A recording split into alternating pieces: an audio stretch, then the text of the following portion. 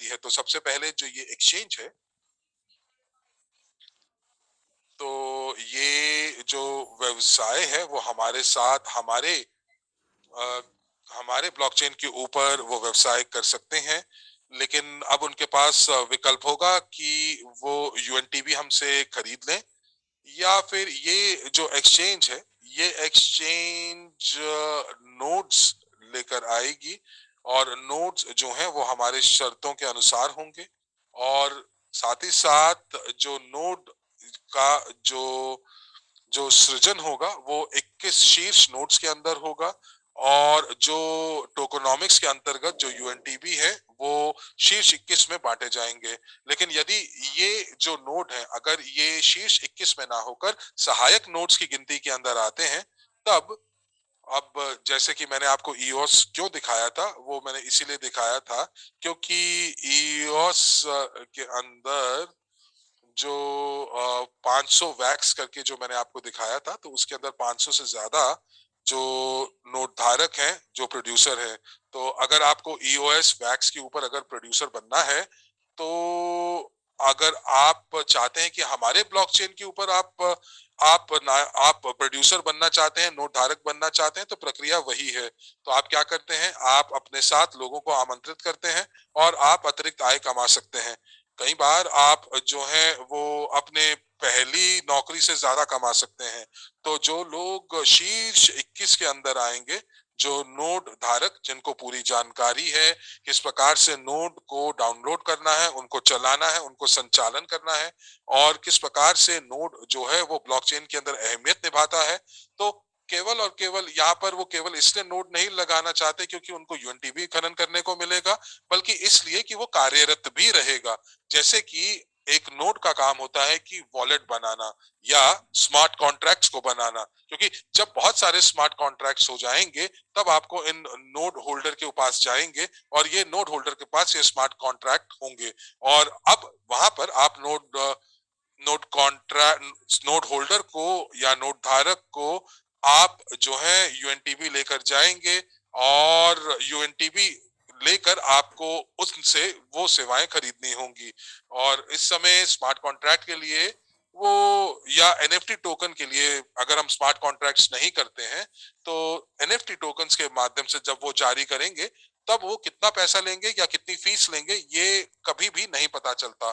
तो बहुत सारे अलग अलग उपयोग होते हैं ब्लॉकचेन के, और जो नोट धारक होते हैं वो वाकई जो है ब्लॉकचेन के साथ इस नोट धारक का कार्य करने में सक्षम होते हैं, क्योंकि उनको एक अतिरिक्त आय मिल रही होती है।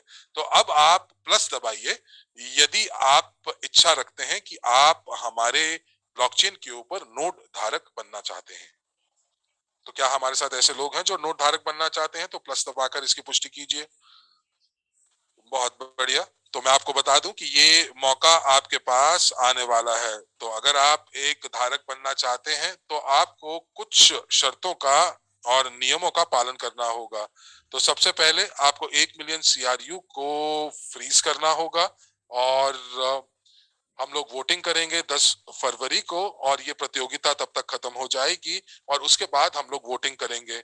हम देखेंगे कि जो जो भी यहाँ पर प्रतिभागी हैं जो कि धारक बनना चाहते हैं और जिनको सबसे ज्यादा वोट मिलेंगे, उनको हम लोग ये प्रोड्यूसर या नोट धारक का जो पदवी है वो देंगे।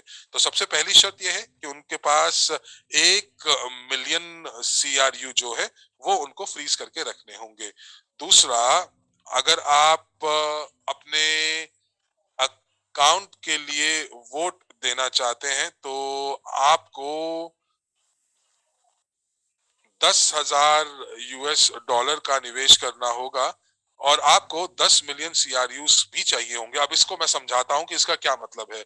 इसका मतलब यह है कि यदि आपको नोट धारक बनना है, तो अनिवार्य रूप से आपने 1 मिलियन सीआरयू जो है वो आपने फ्रीज किए होंगे, और 10,000 सीआरयू के लिए आप अपने अकाउंट के लिए वोटिंग करेंगे, और उसके बाद आपको और वोट्स भी जो हैं वो आपको इकट्ठे करने पड़ेंगे, जो कि 10 मिलियन सीआरयू के बराबर होंगे।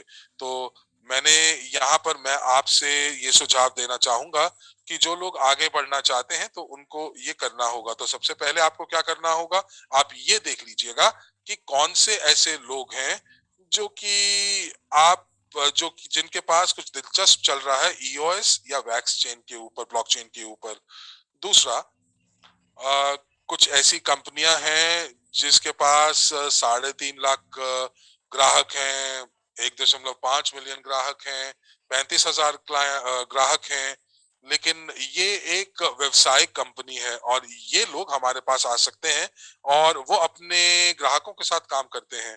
तो उनके लिए 1 मिलियन सीआरयू खरीदना और उसके बाद उसको फ्रीज करना, ये मुझे लगता है कि थोड़ा-सा 10,000 से ज़्यादा होगा। और उसके बाद वोट को इकट्ठा करना और उसके लिए आप जो हैं, आपको कम से कम 1,000 प्रतिभागियों को इकट्ठा करना होगा, जो कि नोट धारकों के लिए वोट करेंगे और वो अपने सीआरयूज़ के माध्यम से, यानी कि उनके पास जो जो वोट धारक हैं या जो वोट करने वाले हैं, उनके पास उनके पास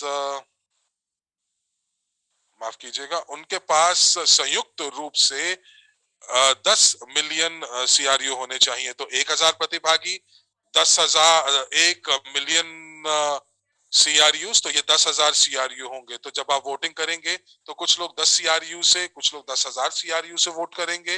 अब लोग वोटिंग क्यों करेंगे, ये प्रश्न आता है। तो ये प्रश्न आता है तो इसका उत्तर ये है कि ये जो व्यक्ति है जो नोट खोलना चाहता है, वो हमारी ब्लॉकचेन के विकास के लिए दिलचस्पी दिखाएगा और अंततः इस प्रतियोगिता के अंत में हम लोग नतीजों को हम घोषित करेंगे और जो अकाउंट्स जो हैं, जो कि पारित होंगे, वो क्रिप्टो यूनिट के प्रोड्यूसर यानी कि नोट धारक बन सकते हैं और वो शीर्ष 21 नोड्स का हिस्सा बन सकते हैं। और वो इस नोड्स का संचालन करेंगे और साथ ही साथ शीर्ष 21 नोड्स के अंदर वो आते हैं तो उनकी एक जिम्मेदारी होती है इस ब्लॉकचेन की सुरक्षा का।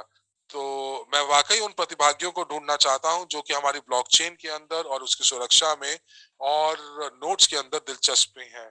आइए अगली स्लाइड के ऊपर चलते हैं। तो ये इस प्रकार हमारा बैक ऑफिस दिखाई देता है। जब आप देखते हैं कि कितने घंटे और कितने दिन बचे हैं, यहाँ पर आप अपने आवेदन को दे सकते हैं और आप जो है आप अपना पृष्ठ बना सकते हैं और यहाँ पर आप बता सकते हैं कि क्यों आप नोट धारक बनना चाहते हैं। आप यहाँ पर क्या कर रहे हैं और आपके भविष्य की क्या योजनाएं हैं। हो सकता है कि आप और दूसरी ब्लॉकचेन्स के साथ काम कर रहे हो, तो आप वो हमारे लिए मूल्य लेकर आए जो हमारे पास नहीं है, जैसे स्मार्ट कॉन्ट्रैक्ट्स, वॉलेट्स या एनएफटी टोकन या पी2पी हस्तांतरण जो कि ब्लॉकचेन के ऊपर कार्यरत होगा। तो इस प्रकार आप जो हैं आप ये दर्शाते हैं, ये दिखाते हैं कि आपने क्या क्या चीजों किया का आपने निर्माण किया है। उसके बाद हम लोग वोटिंग करते हैं और उसके बाद जो कुल वोट होते हैं, हम लोग ये देखेंगे कि एक रियल टाइम में हम देखेंगे कि हमारे पास कितने प्रतिभागी हैं और कितने हमारे पास वोटर्स भी हैं और हर एक प्रतिभागी के लिए कितने वोटर्स हैं। तो दोस्तों आइए अब हम लोग प्रश्न उत्तर के लिए